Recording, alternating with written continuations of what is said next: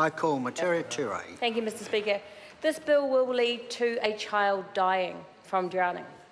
Let's not try to use technical language to get around the fact that this bill loosens the rules on the fencing of swimming pools, and that all of the evidence is that a child will die as a result of the provisions in this bill. The evidence is also from the experts that for every child drowning, there are 9 child near-drowning incidents. Near-drowning incidences which lead to brain injury. So from this bill we can expect children will die, and children, many more, will be seriously injured for the rest of their life. That is the consequences of this legislation. That is why the Green Party will not be supporting this bill. So the primary reason given by the government for this legislation is this, and I quote, "It's about striking a balance between reduced compliance costs for residential pool owners and territorial local authorities and maintaining child safety." So this government is pitting the lives of children against some cost savings for people who are rich enough to own a swimming pool and for some local councils. On that balance, striking a balance, the national government has decided in favour of the pool owners, against the risk to the lives of children who may drown or be seriously injured from a pool accident. So we heard submissions from a large number of experts in child health and wellbeing who expressed serious concern about this legislation. The Auckland Regional Public Health said that the previous legislation, the 1987 bill, that this legislation is now going to undo, that there were 200 lives saved from the fencing of swimming pools, and several thousand children were prevented from near drowning as a result of strong rules, clear rules around the fencing of pools. National was about to pass legislation that will undo that and increase that risk. Water Safety New Zealand estimated that the cost of child drownings and hospitalisations from near drownings since 2005, in the last 10 years, is around $110 million. That is the cost to the families, that is the cost to the health system.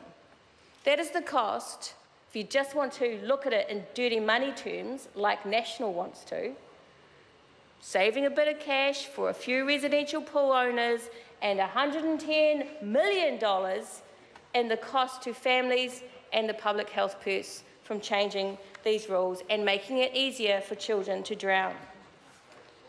Sir, we heard from Mr Neil Price, paediatric surgeon, the president of the New Zealand Society of Paediatric Surgeons. He was the one that talked about for every drowning, up to 9 children suffer a near drowning. He says these consequences have grave social and significant financial costs.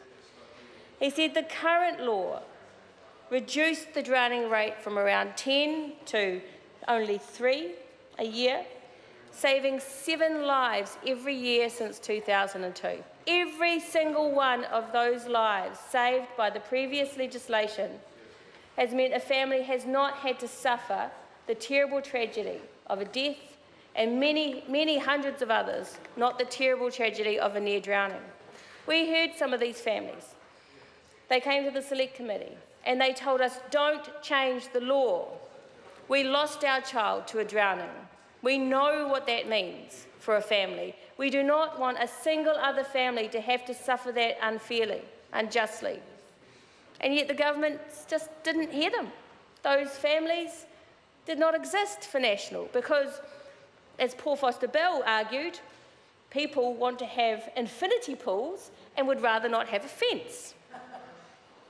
Well, that's fine for that person. Not so fine for the child who drowns as a result of changing the law to allow someone to have their little infinity pool that isn't marred by the ugliness of a fence. So the Children's Commissioner came to the Select Committee.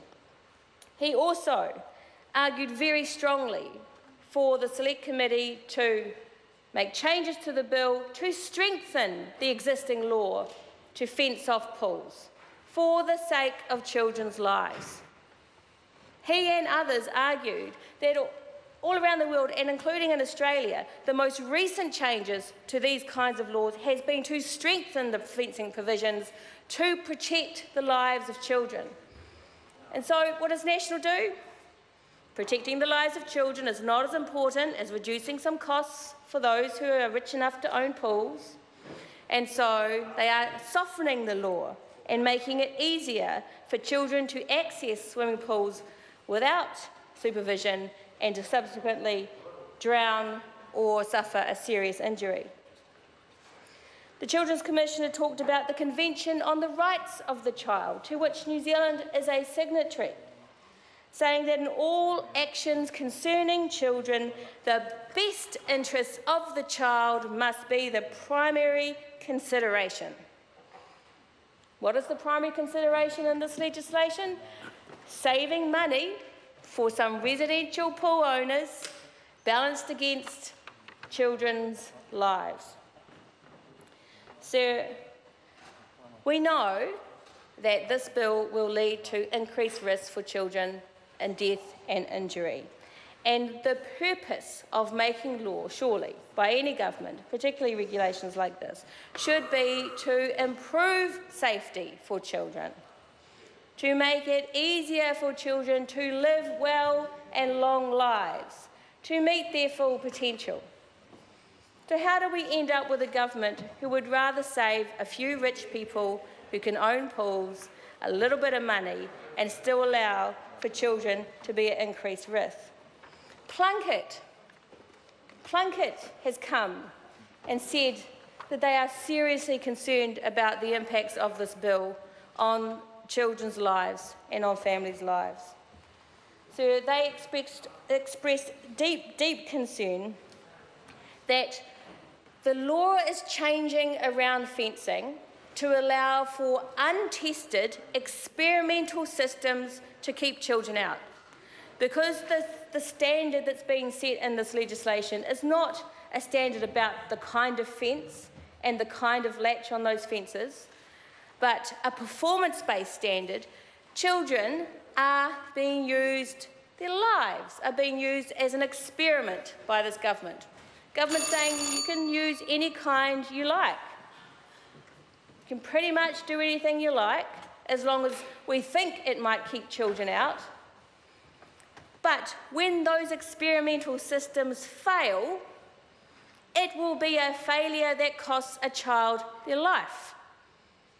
On what basis would any rational government decide that it's okay for pool owners to experiment with the kind of fence they might use, knowing that it is children who will pay the cost in their lives and in their livelihoods for that experiment? Because that is what this bill does.